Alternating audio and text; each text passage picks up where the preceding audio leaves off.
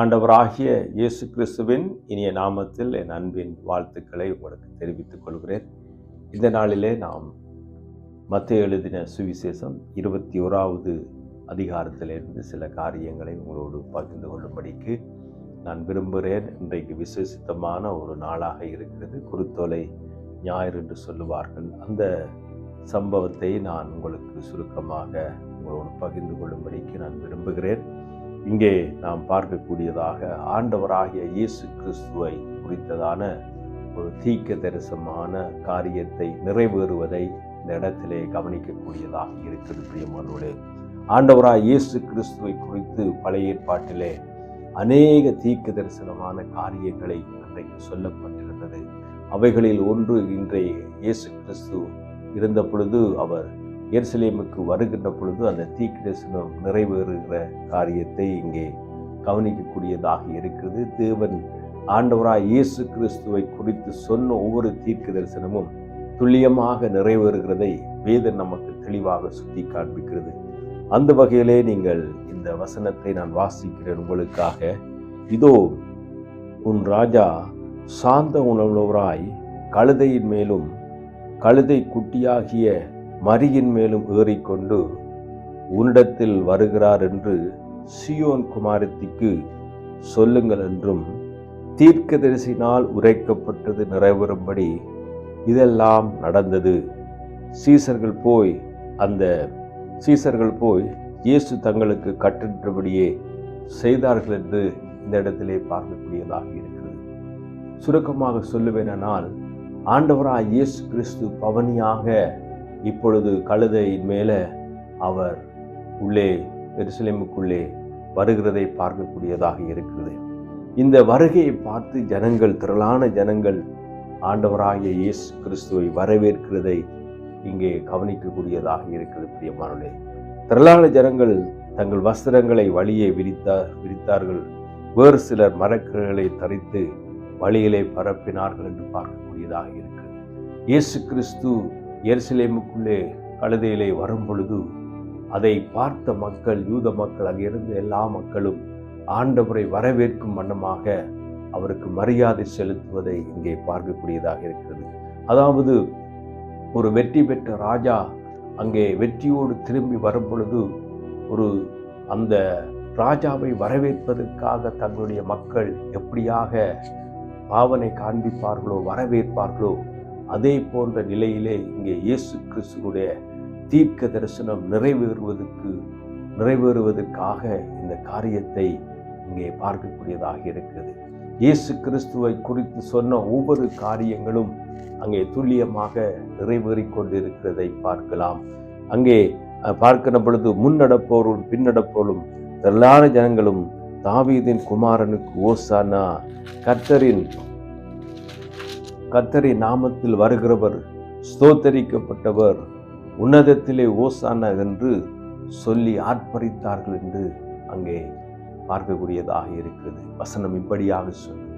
இயேசு கிறிஸ்துவை மக்கள் முழுமனதோடு இந்த சமயத்திலே வரவேற்கக்கூடியதாக இருக்கிறது. அது மாத்திரமில்லாமல் அவர்கள் ஆனந்தத்தோடு, சந்தோஷத்தோடு, மகிழ்ச்சியோடு இயேசு கிறிஸ்துவுடைய வரவை அவர்கள் எதிர்பார்த்து காத்திருந்ததற்கு மாத்திரமில்லாமல் அவருக்கு அதை கொண்டாடும்படிக்கு, அதை சந்தோஷத்தோடு மகிழ்ச்சியோடு உன்னதத்திலே தேவனுக்கு ஓசானா என்று சொல்லி அவர்கள் ஆர்ப்பரிக்கிற ஒரு முக்கியமான ஒரு காரியத்தை இந்த இடத்திலே கவனிக்கக்கூடியதாக இருக்கிறது. பிரியமானவர்களே, ஆம், இந்த பரிசுத்த வேதாகமம் தேவன் இயேசு கிறிஸ்துவை குறித்து சொன்ன தீர்க்கதரிசனங்கள் எப்படி துல்லியமாக நிறைவேறுகிறது என்பதை பரிசுத்த வேதாகமம் நமக்கு முன்பதாக இருக்கிறது.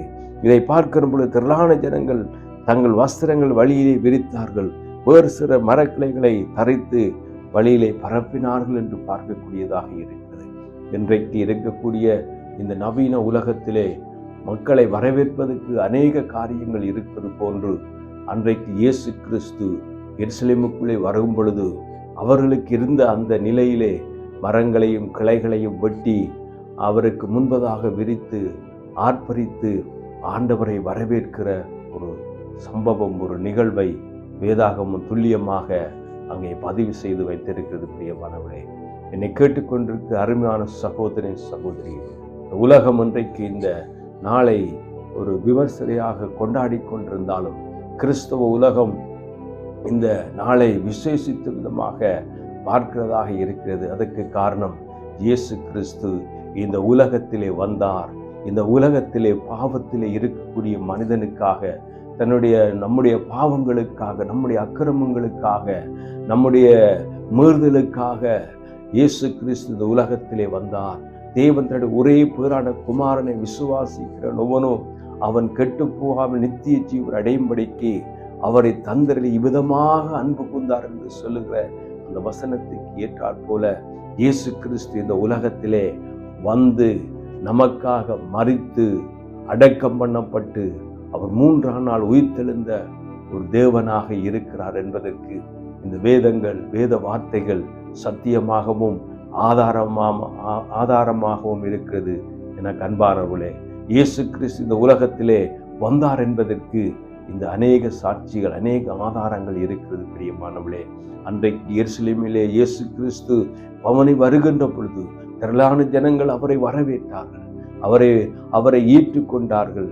அவரை வரவேற்றது மாத்திரமில்லாமல் அவருக்கு கொடுக்க வேண்டிய கனத்தையும் மரியாதையும் அவர்கள் தங்களுடைய வஸ்திரங்களையும் மரக்கிளைகளையும் தரைத்து அவருக்கு ஒரு வரவேற்பை கொடுத்தது போல நம்முடைய வாழ்க்கையிலும் இந்த இயேசு கிறிஸ்து நம்முடைய பாவங்களுக்காக மரித்து அவர் அடக்கம் பண்ணப்பட்டு 3ஆம் நாள் உயிர்த்தெழுந்தார். இந்த இயேசு கிறிஸ்து நம்முடைய பாவங்களை மன்னிப்பதற்காக, நம்மை ரட்சிப்பதற்காக, நம்மை பரலோகத்திலே சேர்ப்பதற்காக, தேவனுடைய பிள்ளைகளாக மாற்றுவதற்காக, நித்திய ஜீவனை சுதந்திரித்துக் கொள்வதற்காக, பிரிந்து கிடக்கும் இந்த உறவை திரும்பவுமாக சீர்படுத்தி பாவத்தில் இருக்கிற மனிதனை விடுதலையாக்குவதற்காக இயேசு கிறிஸ்து இந்த உலகத்திலே வந்தார். அதை நினைவு கூறும்படிக்கு அவர் எருசலேமிலே பவனியை போகின்ற பொழுது அதை நினைவு கூறும்படிக்கு மக்கள் அவ்விதமாக செய்தார்கள் என்பதை வேதத்திலே பார்க்கக்கூடியதாக இருக்கிறது. பிரியமானவர்களே, இயேசு கிறிஸ்துவை குறித்து சொன்ன ஒவ்வொரு தீர்க்கதரிசனங்களும் அப்படியே நிறைவேறினது போல இன்றைக்கும் இயேசு கிறிஸ்து திரும்பமாக வரப்போகிறார் என்ற அந்த எண்ணத்தோடு, அந்த சிந்தையோடு கூட நான் உங்களோடு கூட இந்த வார்த்தைகளை பகிர்ந்து கொண்டிருக்கிறேன். அவர் சீக்கிரமாக திரும்பமாக வருகிற தேவனாக இருக்கிறார். அவர் சபையை எடுத்துக்கொள்ள வரும் பொழுது நாம் திருச்சபையிலே நாம் அவருக்கு ஆயத்தமுள்ளவர்களாக காணப்படுவோமானால் நிச்சயமாகவே நம்மை அவர் அழைத்து செல்லுவதற்கு அவர் வல்லமையுள்ள தேவனாக இருக்கிறார். அவர் இயேசு கிறிஸ்து இந்த உலகத்துக்கு வந்த பிரதானமான நோக்கமே பாவிகளை ரட்சிக்கவே இயேசு கிறிஸ்து இந்த உலகத்துக்கு வந்தார். நம்முடைய பாவங்களிலிருந்து நம்மை விடுதலை ஆக்குவதற்கு, நமக்கு ஜெயத்தை கொடுப்பதற்கு, பாவத்திலிருந்து விடுதலையை தருவதற்கு இயேசு கிறிஸ்து இந்த உலகத்திலே வந்து நமக்காக இரத்தம் சிந்தி மரித்து உயிர்த்தெழுந்து அவர் இன்றைக்கும் உயிரோடு கூட இருக்கிறார். பிரியமானவர்களே, இந்த அருமையான இயேசு கிறிஸ்து இந்த உலகத்திலே எருசலேமிலே பவனி வரும் பொழுது எவ்வளவு ஆர்ப்பாட்டம், எவ்வளவு ஆனந்த களிப்பு உண்டானது போல நாமும் இயேசு கிறிஸ்து நம்முடைய உள்ளத்திலே ஏற்றுக்கொள்ளும் பொழுது, அவரை உள்ளத்திலே நாம் வரவேற்கும் பொழுது அவர் நம்முடைய பாவங்களை மன்னிக்கிறது மாத்திரமில்லாமல் அக்கிரமங்களை மன்னித்து நம்முடைய வாழ்வை பரிசுத்தமாக்குறவர் மாத்திரமில்லாமல் பிதாவோடு தேவனோடு நாம் ஒப்புரவாகி நித்தியத்திலே வாழ்வதற்குரிய வழியையும் காலங்களையும் நேரங்களையும் இயேசு கிறிஸ்து நமக்காக உண்டாக்கி கொடுத்திருக்கிறார். அதை நினைவு கூர்ந்து இந்த அருமையான வேளையில நான் உங்களோடு கூட ஜெபிக்கும்படிக்கு விரும்புகிறேன். அன்புள்ள பிதாவே, உம்மை நன்றியோடு ஸ்தோத்திரிக்கிறேன். நீர் ஆண்டவரை அன்றைக்கு எருசலேமிலே பவனி வந்தது போல கர்த்தாவே, உன்னதத்திலே தேவனுக்கு ஓசானா என்று அவர்கள் சொன்னது போல ஆண்டவரே, நாங்கள் உம்முடைய சமூகத்திலே வருகிறோம். எங்களுக்காக நீர் ஜீவனை கொடுத்தீர், எங்களுக்காக உம்முடைய மரணத்தை ஆண்டவரை நீர் ருசி பார்த்தீர் கர்த்தாவே, எங்களுக்காக நீர் அடிக்கப்பட்டு நொறுக்கப்பட்டு சின்னாபின்னமாக்கப்பட்டீர். ஆண்டவரே, அந்த நாளை நாங்கள் நினைவு கூறுவோம். நீர் வந்த அந்த எருசலேமிலே பவனி வந்த அந்த நாளை நினைவு கூறுவோம் கர்த்தாவே. அருமையான வேளையிலும் இந்த செய்தியை கேட்கிற ஒவ்வொருடைய மக்களுடைய வாழ்க்கையிலும் நீர் வருவீராக. அவர்கள் உம்மை அறிந்து உமக்காக வாழுகிற ஒரு கிருபையை, பலத்தை, தைரியத்தை நீர் கொடுத்து ஆசீர்வதிக்கும்படிக்கு ஜெபிக்கிறேன். நீர் ஒரு நாள் திரும்ப வரும் பொழுது நாங்கள் உமக்கு எதிர்கொண்டு வரத்தக்க கிருபைகளை கொடுத்து ஆசீர்வதியும். இயேசுவின் நாமத்தில் பிதாவே, ஆமேன். கர்த்தர் தாமே உங்களை ஆசீர்வதிப்பார். God bless you. Amen. Amen.